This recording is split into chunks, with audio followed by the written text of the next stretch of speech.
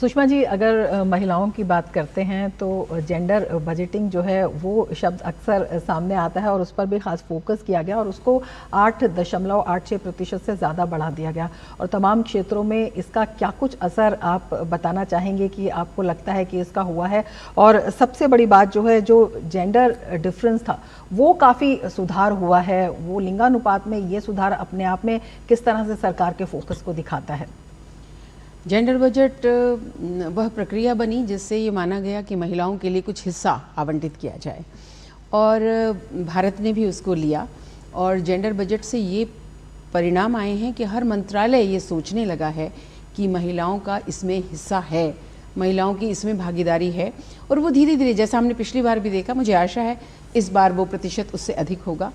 अपेक्षा तो कुछ वर्षों के बाद ये होगी कि वो 33% अवश्य पहुँचे और उसके बाद 50% तक पहुँचे। और उसके शुभ संकेत मैं ये मानती हूँ, जैसे बेटी बचाओ बेटी पढ़ाओ आरंभ किया, तो मैं उस जिले की महिला विश्वविद्यालय की ही कुलगुरु रही हूँ जहाँ ये कार्यक्रम आरंभ हुआ और देखा आपने कि किस प्रकार से वहाँ प्रतिशत बढ़ा। और प्रतिशत ही नहीं बढ़ा, महिलाओं में एक विश्वास भी आया, महिलाओं में माता के रूप में, बेटी के रूप में, बहू के रूप में, हर रूप में ये विश्वास आया कि सरकार हमारे विषय में सोचती है। और जिन 49 मिनिस्ट्रीज़ में अब जेंडर बजट इम्प्लीमेंट किया गया, हर वर्ष वो बढ़ रहा है और वो मुझे लगता है इसके बाद अब और बढ़ेगा।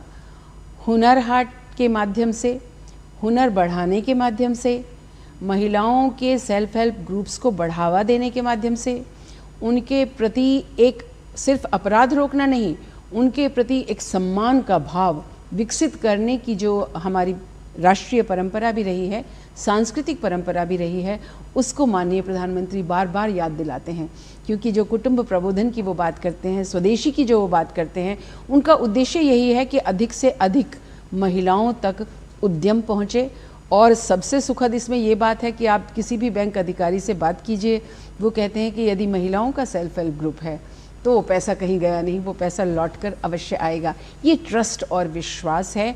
और महिलाओं में जब विश्वास बढ़ेगा तो मैं मानती हूँ कि उससे स्वास्थ्य भी बढ़ेगा और धीरे धीरे भागीदारी बढ़ेगी। जैसे अगर मैं थोड़ा सा पीछे जाऊँ तो जब हमने 33% आरक्षण उनके लिए लोएस्ट लेवल पे किया था, पंचायतों में किया था, मुझे लगता है एक चुनाव ही लगा कि वो 50% पहुँच गया।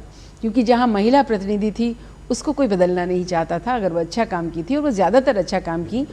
ऐसा लगता है कि जब मातृवंदन अधिनियम भी आएगा और महिलाओं को राष्ट्र के में भी प्रतिनिधित्व मिलेगा तो इस राष्ट्र का स्वरूप और बदलेगा। अब तो मुझे लगता है कोई क्षेत्र ऐसा नहीं बचा है, चाहे वो मंगलयान हो, चाहे वो चंद्रयान हो, और चाहे वो वित्त मंत्री हो और रक्षा मंत्री हो, पहले ये बचे हुए थे सब महिलाओं की पहुंच से, वहाँ भी महिला पहुंची है। तो सरकार का ध्येय एकदम स्पष्ट है कि जो हमारे मनुस्मृति में कहा है, वैसे तो यत्र नार्यस्तु पूज्यन्ते रमन्ते तत्र देवता, दूसरा पक्ष भी उसका उतना ही महत्वपूर्ण है। यत्र तेना पूज्यते विफला तत्र सर्वा क्रिया, वहाँ जो भी करें आप वो विफल हो जाता है। और हम बहुत सारे ऐसे दृष्टांत दे भी सकते हैं।